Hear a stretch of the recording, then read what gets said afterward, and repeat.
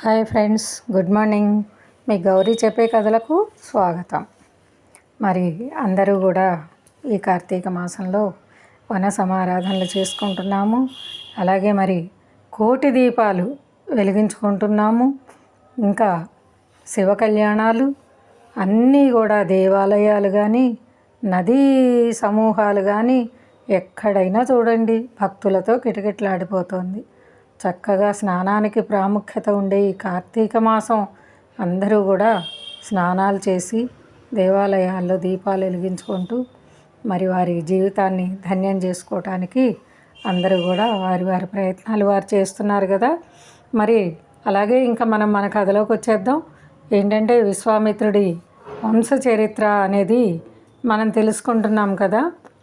విశ్వామిత్రుడు గర్విష్ఠుడు, అలాగే స్వర్గాన్ని స్పెషల్గా ఆయనే సృష్టించాడు అన్నట్టు మనం కొన్ని మాత్రమే ఆయన గురించి చెప్పుకుంటూ ఉంటాము. అసలంటూ వంశ చరిత్ర అనేది చాలామందికి తెలియదు. దాన్ని మనం ఈరోజు ఇవాళ కూడా తెలుసుకుంటున్నాం కదా. అలాగా మరి ఇదిలా ఉండగా చూళి అనే బ్రాహ్మణుడు అస్థలిత బ్రహ్మచారిగా ఉంటూ గొప్ప తపస్సు చేసుకుంటూ ఉన్నట్ట. మరి ఊర్మిళ కుమార్తె సోమద అనే గంధర్వ కన్య ఆయనకి సేవలు చేస్తూ ఉందిట. అలా చాలా కాలం గడిచిన తర్వాత చూళి ఆమె చూళిని చూసి, చూళి నీ సపర్యలకు సంతోషించాను, నా వల్ల నీకు కావాల్సింది ఏమైనా ఉంటే కోరుకో ఇస్తాను అని అన్నట్ట. అయితే అందుకు సోమద చాలా సంతోషించింది. అలా మాట్లాడినందుకు ఎంతగానో కృతజ్ఞతలు తెలుపుతూ, మహాత్మా, నీవు బ్రహ్మవర్చస్సుతో సమానంగా ఎంతో కాంతిగా తేజరిల్లుతూ ఉన్నావు. మహాతపస్సంపన్నుడైన నీవు నీలాంటి కుమారుణ్ణి నాకు ప్రసాదించు. నేను భర్తలేని దానను, ఇంతవరకు నన్నెవరూ పెళ్లి చేసుకొని ఉండలేదు. నిన్నే శరణ వేడాను కాబట్టి నాకు పుత్రదానం చెయ్యి అని అడిగిందనమాట. ఎవరిని? చూళిని. చూళి అనే బ్రాహ్మణుణ్ణి, సోమద అనే గంధర్వ కన్య. అట్లా అడిగేసరికి అందుకు బ్రహ్మర్షి అయిన చూళి ఆనందించి తన మనసులో పుట్టిన ఒక కుమారుణ్ణి సోమదకు ప్రసాదించాట. ఆ కుమారుడే బ్రహ్మదత్తుడు. సోమదపుత్రుడైన బ్రహ్మదత్తుడు పెరిగి పెద్దవాడై సకలైశ్వర్య సంపన్నుడై మరి కాంపిల్య నగరంలో స్వర్గంలోని దేవేంద్రుడిలాగా వెలుగొందిపోతూ ఉన్నట్ట. రామా, ఇలా ఉండగా తన కుమార్తెలకు తగిన వరుడెవరా అని ఆలోచిస్తున్న కుశనాభుడికి బ్రహ్మదత్తుడి విషయం తెలిసిందిట. వెంటనే మహారాజైన బ్రహ్మదత్తుడిని పిలిపించి అతని అంగీకారంతో ఇప్పుడు ఏ కుమార్తెల గురించి ఆలోచిస్తున్నాడండి? తన 9 కుమార్తెల గురించి ఆలోచిస్తున్నాడనమాట. ఆలోచించినవాడు బ్రహ్మదత్తుడి విషయం తెలిసి అతన్ని పిలిపించి అతని అంగీకారంతో తన 9 కుమార్తెలను కూడా యథావిధిగా అతనికి ఇచ్చి పెళ్లి చేశాట. ఆ బ్రహ్మదత్తుడి మహిమ వల్ల అతను చేతితో స్పృశించగానే ఆ 9 యువతుల యొక్క కుబ్జత్వం అంతా కూడా మటుమాయమైపోయిందిట. మరి అవయవ సంబంధుల్లో గల బాధలన్నీ కూడా తొలగిపోయాయిట. పూర్వంలాగే త్రిలోక సుందరులైన తన కుమార్తెలు వాయుదేవుడి నుంచి విముక్తులైనందుకు చాలా సంతోషించాట. అల్లుడైన బ్రహ్మదత్తుడికి ధన కనక వస్తు వాహనాదులు, అమూల్యమైన కానుకలు, దాసదాసీజనంతో కలిపి కుమార్తెలు 9 కూడా బ్రహ్మదత్తుడి వెంట అత్తవారింటికి పంపేట. మరి గంధర్వాంగన అత్తగారు అయిన సోమన కూడా తన కుమారుడికి తగిన భార్యలు లభించినందుకు ఆవిడ చాలా సంతోషించారట. కోడళ్లను కౌగిలించుకున్నదిట. ఆ పిల్లల తండ్రి అయిన కుశనాభుణ్ణి ఎంతగానో మెచ్చుకుందిట. మరి అలా కుమార్తెలు వెళ్ళిపోయిన తర్వాత కూశనాభుడు అప్పుడు ఆయనకు కలిగిందిట, తనకు పుత్ర సంతానం లేదే అని బాధ.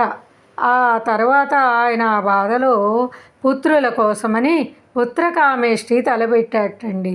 ఆ యజ్ఞం జరుగుతూ ఉండగా కుశనాభుడి తండ్రి కుశుడు, నాయనా నీకు తగిన కుమారుడు జన్మిస్తాడు, అతను గాధి అనే పేరుతో ధార్మికుడు, లోకప్రసిద్ధుడు అవుతాడు, అతని వల్ల నీ వంశానికి లోకంలో శాశ్వత కీర్తి లభిస్తుంది అని చెప్పాట. మరి ఇలా చెప్పిన కుశుడు గగన మార్గంలో బ్రహ్మలోకానికి వెళ్ళిపోయాట. కొంతకాలానికి అలాగే కుశనాభుడికి గాధి అనే కుమారుడు కలిగాడు. మరి రామ, పరమ ధార్మికుడైన ఆ గాధి నా తండ్రి, కుశవంశంలో వాణ్ణి కావడం వల్ల నాకు కౌశికుడనే పేరు వచ్చింది. నాకు సత్యవతి అనే పేరు గల అక్క ఉంది, ఆమె ఎంతో సూరతురాలు. మరి చూసారండి, విశ్వామిత్రుడి దాకా వచ్చేసింది మన స్టోరీ. రుచకుడు అనే మహాముని ఆమె భర్త, వాళ్ళ అక్క భర్త పేరు చెప్తున్నాడు. సత్యవతి తన భర్తతో కూడా సశరీరంగా స్వర్గానికి వెళ్ళిపోయి మరలా కాశీకి అనే పేరు గల నదిగా ఈ భూలోకంలో అవతరించిందిట. ఎవరండి? సత్యవతి. వాళ్ళక్క శరీరంతో స్వర్గానికి వెళ్ళిపోయి మళ్ళా కాశీకి అనే పేరున్న నదిగా ఈ భూలోకంలో అవతరించిందిట. చూడండి అసలు వాళ్ళ గొప్పతనాలు. దివ్యురాలు, పుణ్యోదకం గలది, సౌందర్యవతి అయిన నా అక్క సత్యవతి నదీ రూపంలో హిమవంతుణ్ణి ఆశ్రయించి జగత్తుకు ఐహిక ఆముష్మిక ఫలితాలు అందిస్తూ ఉంది. అందువల్ల నా సోదరి అయిన కాశికో నదీ తీరాన నేను హిమవత్ పర్వతం వద్ద నివసిస్తున్నాను రామ. సత్యంలోనూ ధర్మంలోనూ సుప్రతిష్ఠురాలు కావడం వల్ల ఆమెకు సత్యవతి అన్నది సార్థక నామం అయింది. మరి నేను యాగసిద్ధి కోసం ఆమెను విడిచి సిద్ధాశ్రమానికి వచ్చాను. నీ పుణ్యమాని సిద్ధుడనయ్యాను. ఇది ఈ దేశ చరిత్ర, ఇది నా వంశ చరిత్ర కూడా. నీవు అడగడం వల్ల నా పుట్టుపూర్వత్వరాలన్నీ కూడా నీకు వివరంగా చెప్పాను. ఇక చాలు, ఇప్పుడు అర్ధరాత్రి దాటిపోయింది కదా, నీకు శుభమగుగాక. ఇక నిద్రించు రామా. రేపు మనం ఇంకా చాలా దూరం ప్రయాణం చేయవలసి ఉంది. చెట్ల మీద పక్షులు కదలడం లేదు, మృగాలు పక్షులు కూడా నిద్రలో మునిగిపోయాయి, దిక్కులన్నీ చీకట్లు కమ్మాయి. నిద్రించు నాయనా అని విశ్వామిత్రుడు ఇలా రాముడికి తన పూర్వీకుల వృత్తాంతం చెప్పగా విని ఆ రామలక్ష్మణులే కాకుండా మునులందరూ కూడా చాలా సంతోషించి మహర్షిని అనేక విధాల పొగిడారట. అంత రాత్రి మెల్లగా గడిచిపోయింది. ఆకాశం అంతా నక్షత్రాలతో నిండి జ్యోతిష్మంతాలైన నేత్రాలతో నిండినట్లుగా కనిపిస్తోందిట.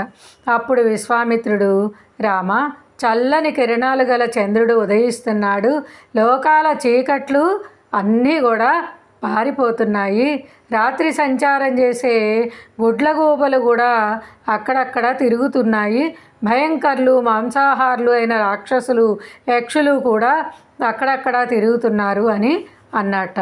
మునులందరూ కూడా విశ్వామిత్ర మహర్షి మహిమను ఎన్నో విధాల కొనియాడుతూ ఆ కుశకుల వంశం ధర్మానికి మారుపేరు, ఆ వంశంలో జన్మించిన వారందరూ మహాత్ములు, బ్రహ్మదేవుడితో సమానులు, వారిలో విశ్వామిత్రుడు మరీ గొప్పవాడు, అందరికన్నా కీర్తి కలవాడు, నదులలో శ్రేష్టమైన కాశీకి ఈ కుశల వంశంలోనే పుట్టి ఆ వంశాన్ని మరింత ప్రకాశవంతం చేస్తుంది కదా అని మునులందరూ కూడా కొనియాడుకుంటున్నారట. పిమ్మట సూర్యుడు అస్తమించినట్లుగా విశ్వామిత్రుడు నిద్రించాట. మరి రామలక్ష్మణులు కూడా బడలికతో ఉన్నవారు కాబట్టి వాళ్ళు కూడా సుఖనిద్ర పొందుతున్నారు. ఆ విధంగా ఆ రాత్రి విశ్వామిత్రుడు రామలక్ష్మణులతోనూ మహర్షులతోనూ సోనా నది ఒడ్డున పడుకొని తెల్లవారగానే మేలుకున్నాడు. నదులు చూడండి, ఎన్ని నదుల పేర్లు మనకి వస్తున్నాయో. రామా, నీకు మంగళం లేనాయనా, తెల్లవారింది, మళ్ళీ బయలుదేరాలి అని అన్నట్ట. ఇక్కడ చూడండి ఒక విధానం, లేపే విధానం. మనము ఏమంటాము, లే, ఏడైంది, ఎంత బొద్దెక్కింది, ఇంకా లేవా, పడుకున్నావు, మొద్దు నిద్ర అంటూ లేపుతూ ఉంటాం కదా. లేపేటప్పుడు చాలా సుకుమారంగా వాళ్ళ మనసులు బాధపడకుండా ఆనందంతో లేవాలి అన్నట్లుగా ఇక్కడ మనకి తెలియజేస్తున్నారన్నమాట. మొన్నేమైంది, కౌసల్య సుప్రజారామ అంటూ లేపారు. ఇవాళ చూడండి, నాయనా నీకు మంగళం లేనాయనా అని లేపారన్నమాట. రాముడు లక్ష్మణుడు లేచి కాలకృత్యాలు తీర్చుకొని, మహాత్మా, ఈ సోనా నది నీరు చాలా బాగుంది, ఇసుక తిప్పలతో నది చాలా అందంగా ఉంది, మనం ఎలా వెళ్ళడం లోపలికి అని ప్రశ్నిస్తూ బయలుదేరారట. అందుకు విశ్వామిత్రుడు, అరుగో మునులు ముందు వెడుతున్నారు, అదే దారి అని చెప్పి విశ్వామిత్రుడు ముందు నడవగా రామలక్ష్మణులు అతని వెంట వెళ్ళారట.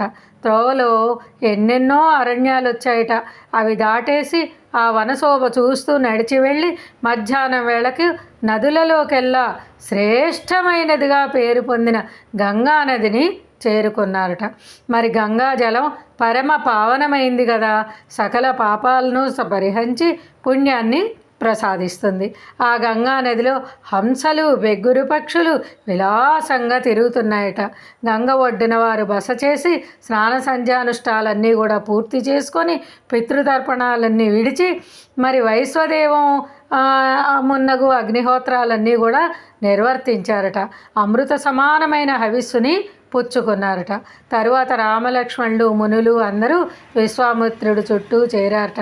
అప్పుడు రాముడు మహర్షిని చూసి, మహాత్మా, గంగ స్వర్గ మత్స్య పాతాళలోకంలో 3 మార్గాలుగా ప్రవహిస్తున్నది కదా, మరి త్రిపదగామిని అయిన ఈ గంగ నదీ నదాలన్నిటికీ పతిగా ఉండి చివరికి సాగర గర్భంలో ఎలా కలుస్తోంది, ఈ గంగను గురించి కూడా వివరంగా తెలుసుకోవాలనుంది, చెప్పండి అని అడిగాట రాముడు. అది విన్న విశ్వామిత్రుడు, రామా, చాలా సంతోషం, లోకపావని అయిన ఈ గంగను గురించి చెప్తాను, సావధానంగా విను అంటూ అక్కడి నుంచి మనకి గంగా నది గురించి చెప్పటం మొదలుపెట్టాట. పవిత్ర పావని అయిన గంగా నది గురించి మనం రేపు తెలుసుకుందాం. మరి ఆ కథ గురించి మరి చక్కగా వింటున్నారు కదా, లైక్ చేయండి, షేర్ చేయండి, సబ్స్క్రైబ్ చేయండి. మరి రేపు మళ్ళీ కలుసుకుందాం. మర్రా, మీ గౌరీ పూర్ణ. బాయ్.